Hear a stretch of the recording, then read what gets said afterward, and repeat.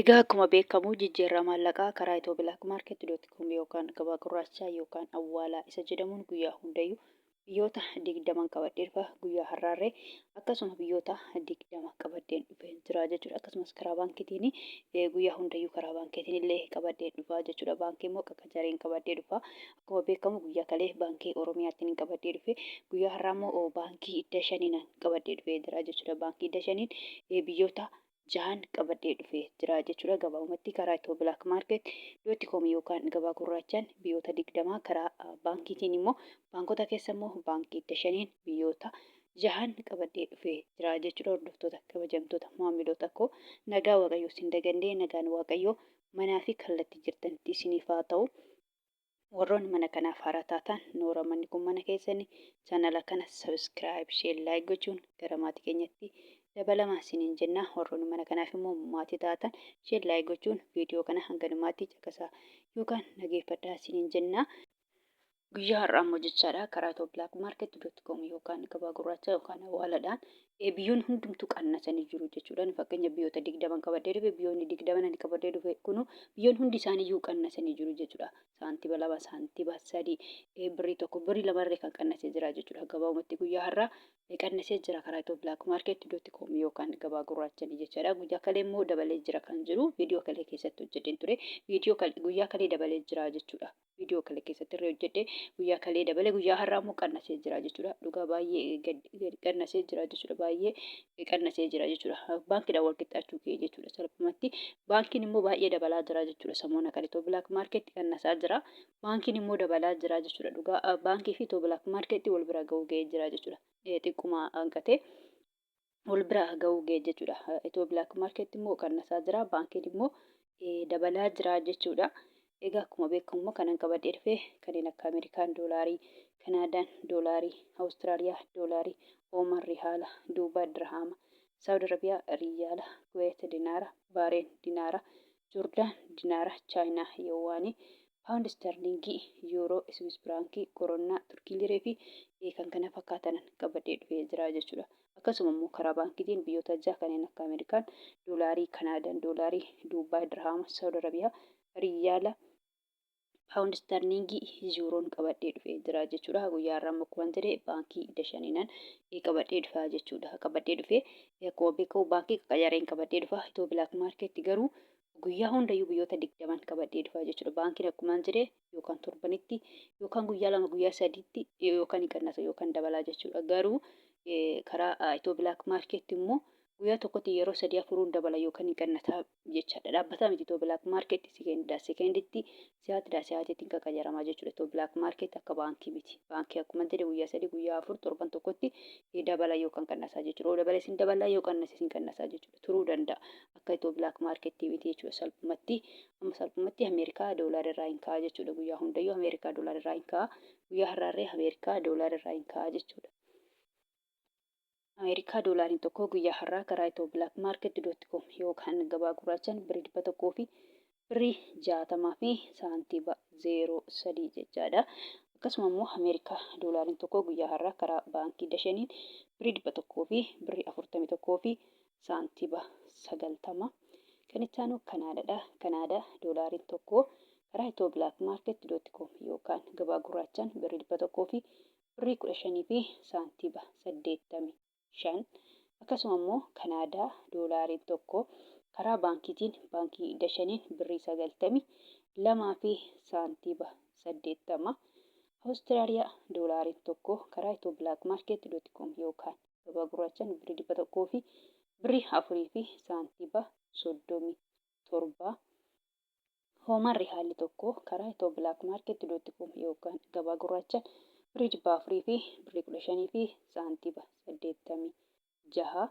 Kan itti aanu Duubaay dirhaamiin tokko karaa itobilaakmaarket.com yookaan gabaa gurraachaan birrii 43 fi saantiba 57.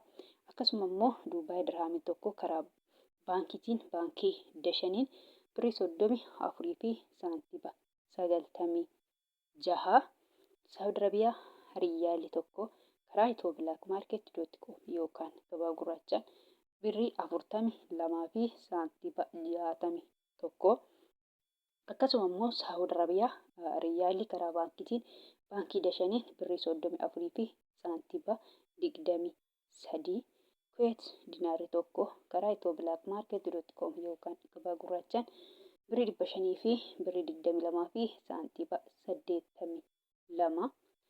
Baareen Dinaarri tokko karaa itobilaakmaarket.com yookaan gabaa gurraachaan birrii 400 fi birrii 24 fi saantiba 58. Kan itti aanu Joordaan Dinaarri tokko karaa itobilaakmaarket.com yookaan gabaa gurraachaan birrii 200 fi birrii 25 fi saantiba 74.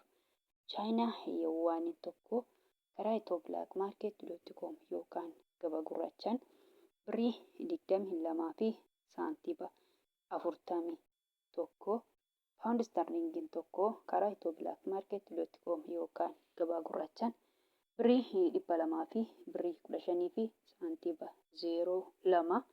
Akkasuma immoo Paawundi Sterlingiin tokko karaa baankiitiin baankii dashaniin birrii 100 fi birrii 91 fi saantiba 56.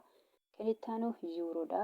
Yuuroon tokko karaa itobilaakmaarket.com yookaan gabaa gurraachaan birrii 100 fi birrii 86 fi saantiba 22. Akkasuma immoo Yuuroon tokko birrii 100 fi birrii 64 fi saantiba 60. Swiss Frankiin tokko karaa itobilaakmaarket.com yookaan gabaa gurraachaan birrii 100 fi birrii 98 fi saantiba 54.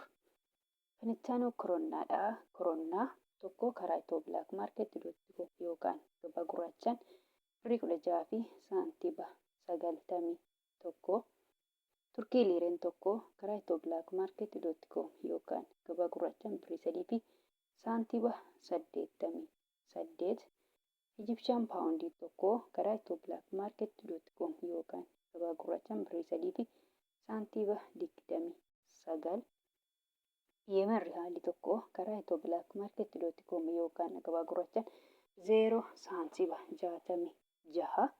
Israa'el Shekeliin tokko karaa itobilaakmaarket.com yookaan gabaa gurraachaan birrii 47 fi saantiba 61. Kan itti aanu Hindiidha. Hindii Ruupiin tokko karaa itobilaakmaarket.com yookaan gabaa gurraachaan birrii 1 fi saantiba 81. Paakistaan Ruupiin tokko karaa itobilaakmaarket.com yookaan gabaa gurraachaan 0 saantiba 56 sharafachaa oolan yookaan jijjiirrachaa oolanii jiru jechuudha. Kun salphumatti karaa itobilaakmaarket.com yookaan gabaa gurraachaan biyyoonni 20 kana fakkaatu jechuudha. Akkasumas karaa baankiitiin baankota keessa immoo guyyaa har'aa baankii dashanii biyyoonni 6 immoo kana fakkaatu jechuudha. Gabaabumatti karaa itobilaakmaarketiin guyyaa har'aa qannasee jira jechuudha. Biyyoonni hundumtuu qannasanii jiru jechuudha. Kan biraa immoo kana jechuu barbaadu jechuudha. Guyyaa hundayyuu nan dubbadha warroonni Joordaanii fi Beeruut jirtanii jechuudha. Fakkeenyaaf birriin biyya Joordaanii Dinaara jedhama jechuudha. Warroonni mana madabii jirtan immoo Dinaara biyya sanii osoo hin taane doolaarii fudhattu jechuudha.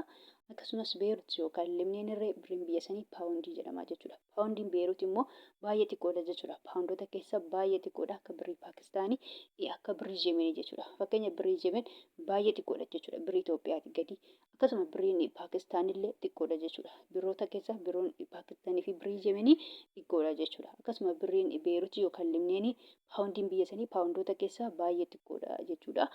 Kanaafuu birrii biyya sanii osoo hin taane isinirree doolaarii fudhattu jechuudha. Doolaariin immoo baay'eetu jira jechuudha. Asirratti doolaarii 3 maqaa dha'ee jira jechuudha. Fakkeenyaaf Ameerikaa doolaarii, Kanaadaa doolaarii, Awustiraaliyaa doolaarii jedhee jira jechuudha. Sadan kana keessa immoo isin kaffaltu.